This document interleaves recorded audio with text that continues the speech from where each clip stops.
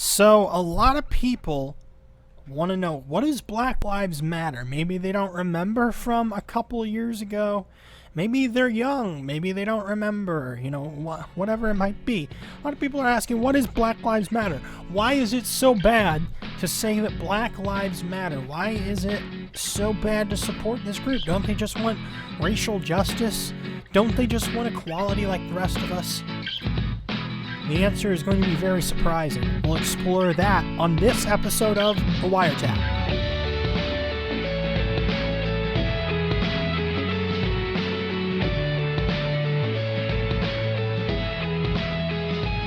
Hello everyone, my name is JD. And this is Logan. And this is The WireTap. Thank you for joining us today.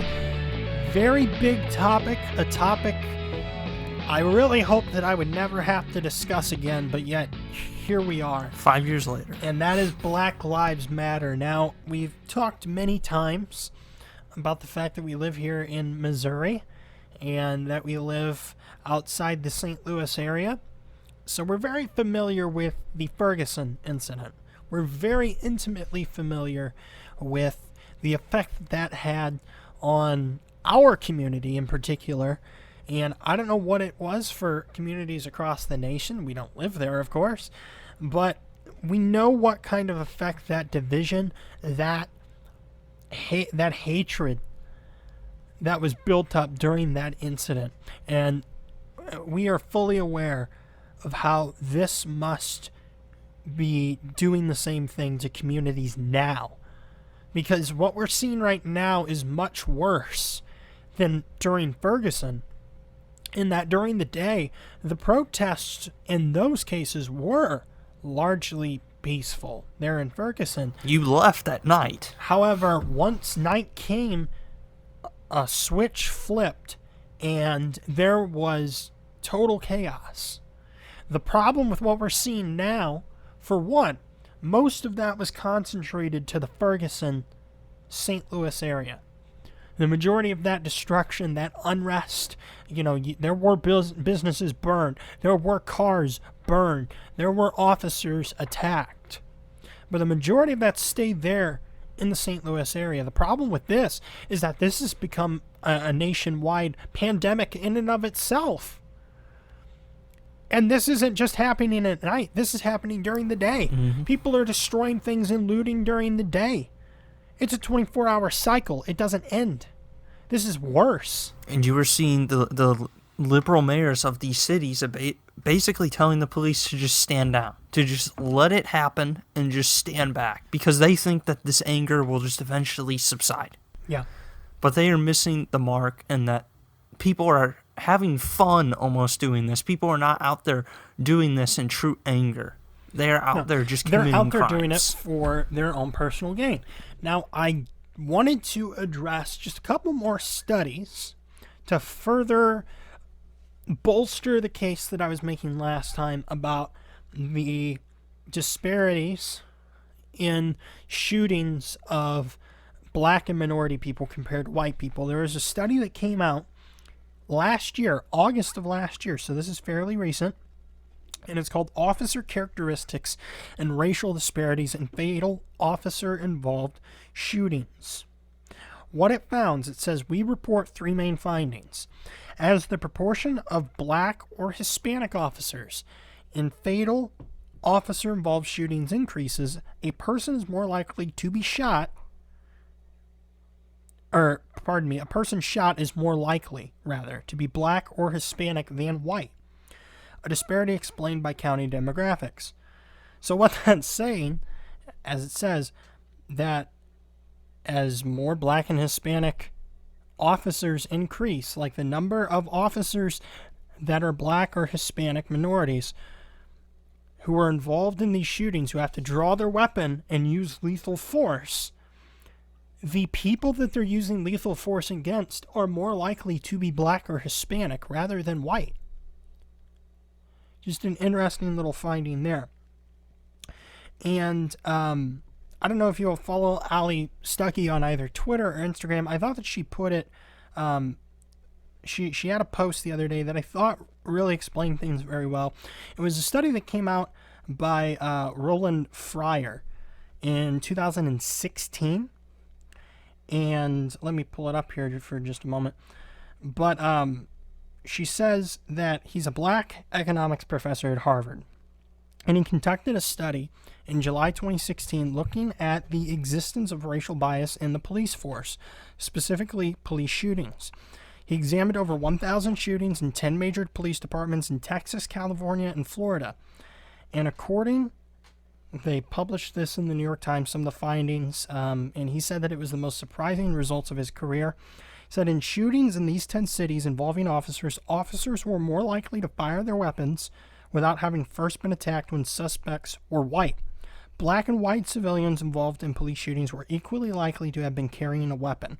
Both results undercut the idea of racial bias in police use of lethal force. So in examining these police departments in Florida, California, and Texas, not only were the suspects who were most likely to have been shot were white, black and white were found to have been armed or consequently unarmed in equal proportion. Those who were shot, anyway, were found to have likely been armed or unarmed in a statistically equal proportion, thereby undercutting the idea that black people who are unarmed are shot in a higher proportion than white people in general. I mean, there's so many layers to this, and the narrative shifts so much that you don't know whether or not they're making the claim against unarmed white people, just white people in general. As we addressed last time, the goalposts have moved on this so much so that they can really never truly be pinned down, so they can never be, proven wrong. But they are on all of those fronts.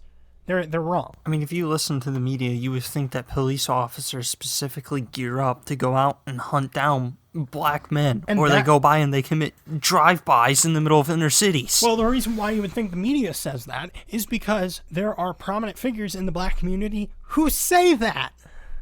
LeBron James said that just 2 months ago, maybe?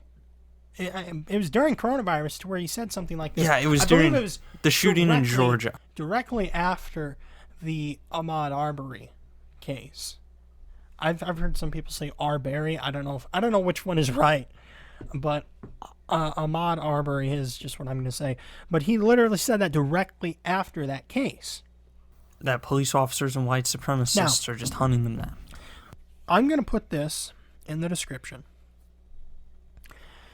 This is a document that Black Lives Matter. A lot of people ask, well, what is Black Lives Matter? Why do you not support Black Lives Matter? Don't they just want racial equality? Don't they just want black people to stop being shot by police officers in disproportionate numbers? Which, as we proved last episode, that's a total farce. That's a total lie.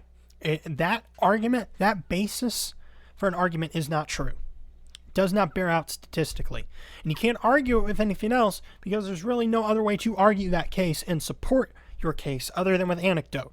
Which, what does that mean in the grand scheme of things in a nation of 330 million people? Just your experience.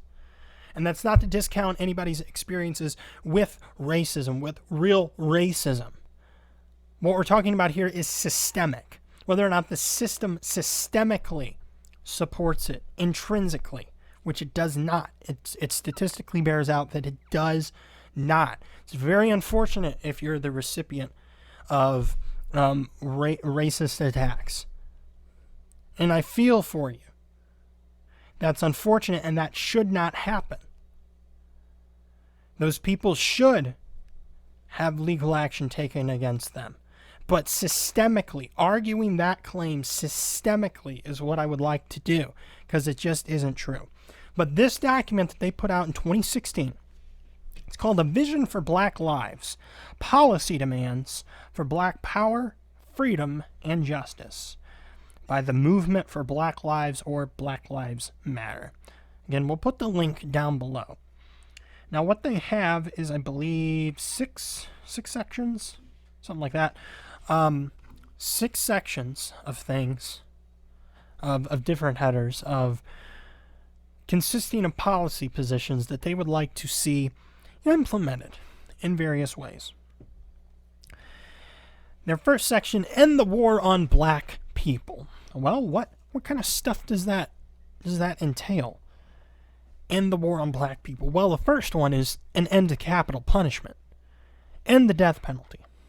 My goal, by the way, before we start, my goal with this is to prove that this group really, that this movement, whenever you're putting the hashtags up for like Blackout Tuesday and Black Lives Matter, of which the majority of which were misspelled, which I found hilarious. They had like 5 and 6 T's and like Black Lives Matters. Like it was actually kind of comical. And then this is a side note. And then they were getting mad because people were putting Black Lives Matter on their their black posts, and they were getting irritated because whenever other people would post information, your propaganda for Black Lives Matter, all they were getting whenever they would go to search was nothing but a huge long list of black boxes. Yes. So they had to create another hashtag, the Blackout Tuesday, for people to use. It was actually kind of comical. And you can see from their first just little header, End the War on black people. It makes it seem like they are just being hunted down and that there is a systemic racism against them. Well, this is their little lead-in paragraph here. It says, "We demand an end to the war against black people. Since this country's inception, there have been named and unnamed wars on our communities. We demand an end to the criminalization, incarceration, and killing of our people." One of the first things right here is an end to capital punishment, which I assume ties into their belief, and they'll pull up the statistics. Well, black people are executed at a higher rate than white people, or they're incarcerated at a higher rate than white people. That isn't true. It's the same deceptive kind of game that we discussed last time, to where you're having higher interactions with police, you're having higher arrests. The reason why you're getting harsher sentences is because, no, it's not because you're the exact same. It's not because you are committing the exact same as a white person. The problem is in those statistics that claim that the people have prior records. The people have a longer history on average of violent crime or, some other things, prior offenses than white people. No, if you take a black person and a white person side by side and run it all the way through, the black person is not going to get a harsher sentence just because of the color of their skin. That is bullcrap. That is a lie. Well, you gotta remember, these statistics don't exist in the world where these bullet points are being made. No, they don't. And this is interesting. Their first bullet point, I'm not going to read the whole thing because it's pretty long, but it's an immediate end to the criminalization and dehumanization of black youth across all areas of society. And in describing what this means, it says this includes an end to zero-tolerance school policies and arrests of students, the removal of police from schools, and the reallocation of funds from police and punitive school discipline practices to restorative services. You're going to see in this, and this is what my point is about this, is this movement is not about black justice. This is a Marxist movement, not just a communist. This is a Marxist movement that seeks to usurp any and all authority, traditional authority, and create its own communal authority. And we will get to later the blatant call for communism. It is blatant. Eventually, not to give away what's in the document, but eventually I do believe they blatantly call for the abolition of the police department, specifically within black communities and across the nation. They do. They call for the explicit abolition of police departments and allow themselves to self-police. That is another thing that they do call to. An end to money bail, mandatory fees, fines, court surcharges, and defendant-funded court proceedings. Now you can see how that works out. They've already done that in New York. Unless it's a felony crime. In New York, they've already taken that. An end to the use of past criminal history to determine eligibility for housing, education, licenses, voting, loans, employment, and other services and needs. I guess because the because there are so many, as we saw in the last episode, they account for 26% of total crime in America, and I guess because that crime rate is so high in their community, so it's disproportionately affecting them. That's their argument for it. Your employer doesn't have the right to know whether or not you're a convicted felon, I guess. No. No. That's too much information. An end to the war. This one was interesting. This is still end the war on black people. An end to the war on black, trans, queer, and gender nonconforming people, including their addition to anti-discrimination civil rights protections to ensure they have full access to employment, health, housing, and education. I don't know one person who has ever been denied learning because they're trans and black. I've never denied. They come into the emergency room with their leg cut off from a lawnmower accident, and they've ever been, denied emergency treatment, or they've ever been denied housing for that. All of that is already extremely illegal. So I'm not sure what leg you're standing on for that. The demilitarization of law enforcement, an immediate end to the privatization of police. Where's the police being privatized? It's a public service. Well, the privatization of police and prisons and blah, blah, blah, blah, blah. And now we head into reparations, which there's really not a whole lot here that I need. Just cut and dry. It's pretty cut and dry. It's just reparations sins of our in past. General. Now, I did want to look at this. They include a glossary at the end of words like capitalism and what is black and what is anti-black. What's their definition? This third bullet point here is it includes some of these. This jogged my memory. Reparations for the wealth extracted from our communities through environmental racism. That's not in the glossary. That's the one that I want to know what that means. I guess everybody knows what it means. Slavery, food apartheid, housing discrimination, and racialized capitalism.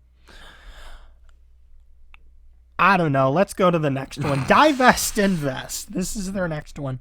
And the biggest thing in here, I mean, this basically gets to what I was talking about with calling for just, it's creeping its way in to just full on Marxist socialism. No, actually, pardon me, it actually does in this one. I didn't know if it was this one or the next one, economic justice. But no, divest, invest, it actually does get to full on Marxism. Real, meaningful, equitable, universal health care that guarantees proximity to nearby comprehensive health centers, culturally competent services for all people, specific services for queer, gender nonconforming, and trans people, full bodily autonomy, full reproductive services, which is abortion, mental health services, blah, blah, blah, blah, blah. Are you reading the Black Lives Matter platform or the DNC's? This is the Black Lives Matter list of their policies and their vision for Black America. This was published in 2016.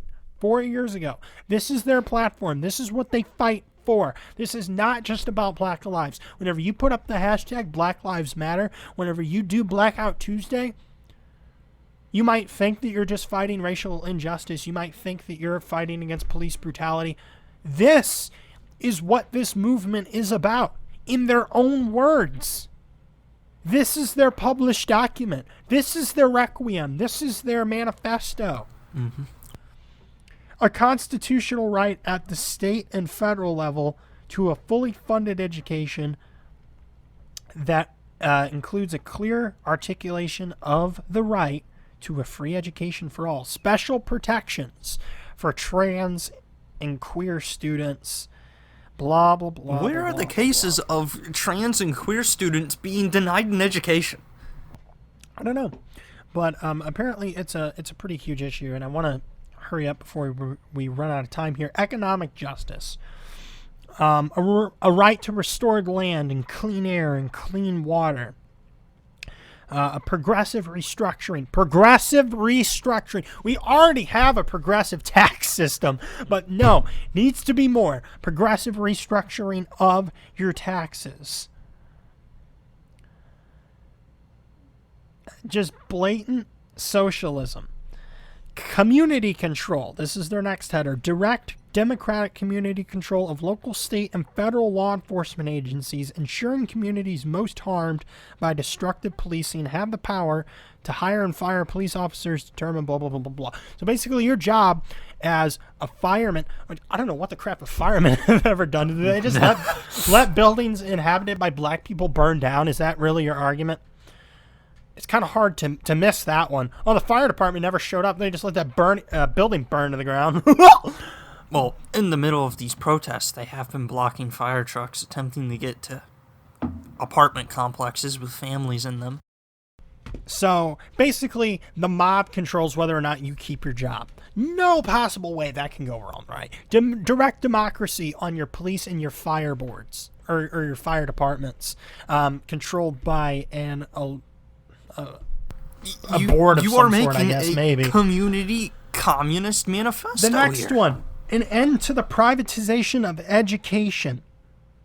And, it goes on. And real community control by parents, students, and community leaders. Blah, blah, blah, blah, blah. Community control of curriculum. Hiring, firing, and discipline practices. So you can't have a private school anymore because that's obviously white privilege. It is. It's rich privilege to be able to go to a private school.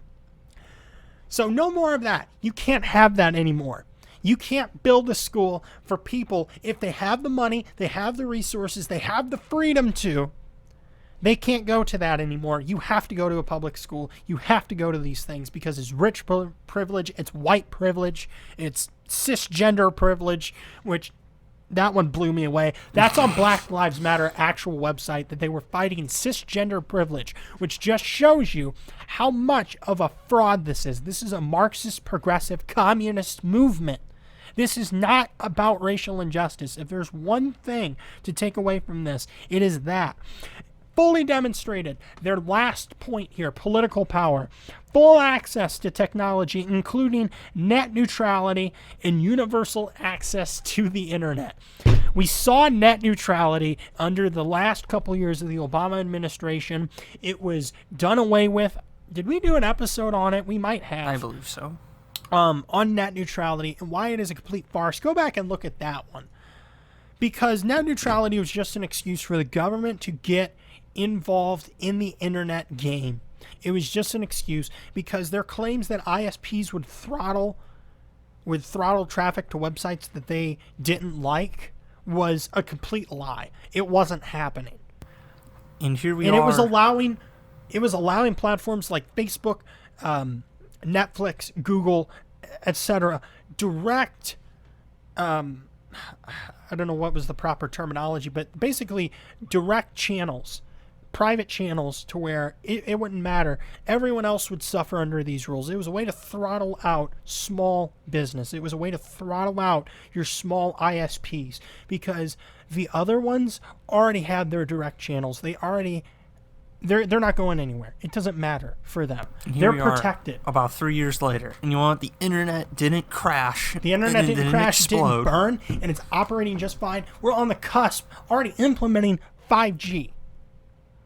We're already there. It was just an excuse to basically monopolize the technology sector. That's why Google loved it so much. That's why Facebook, Netflix loved it. Because it's throttled small business. And the amazing thing to listen to this article that you're reading, they are mentioning cisgender, and they are into. I do want to mention one thing. I did want to close with one thing here. Protection and increased funding for black institutions, including historically black colleges and universities. Earlier this year, Donald Trump did actually deliver on that, which I believe it was permanent funding. It was a bill that allows or will provide permanent funding for HCBU or HBCUs, historically black colleges and universities. He did, sign off on that. That is actually a law now, which, I mean, that's fine. That's whatever. But he's still a racist still. Yeah, I mean, it still doesn't matter. He still hates the black community, even though that he provided funding for it, now indefinitely. But the goal of this episode today was to show you that Black Lives Matter is not just about racial injustice. In fact, that is a very small portion of what Black Lives Matter is about. This document, their vision for America. Let me go back up to the top so I can read it off to you. A vision for Black lives, policy demands for Black power, freedom, and justice. Link will be in the description. Go read it. Must read. Go read it. It is a Marxist communist group. It puts all these things under the guise of black justice. There is no way to implement this without it being total. There is no way to just implement this for the black community, short of literal segregation. There is no way to do it. Not without it either being a segregated society or literally a racist bill. Literally racist law only applying to the black community. There's no way you can do that anyway. A vision for Black lives, policy demands for Black power, freedom, and justice. Go read it. Black Lives Matter is a communist Marxist movement. Do not deny it. Do not try me on this. Don't at me. I don't care. It's their own words. Look at it, read it, share it. This needs to get out there. People don't realize what this movement is actually all about. But we want to thank you for joining us on this edition of the WireTap. Make sure to look at the links down in the description. And for Logan, I am JD saying goodbye. God bless, and we will see you in the next episode.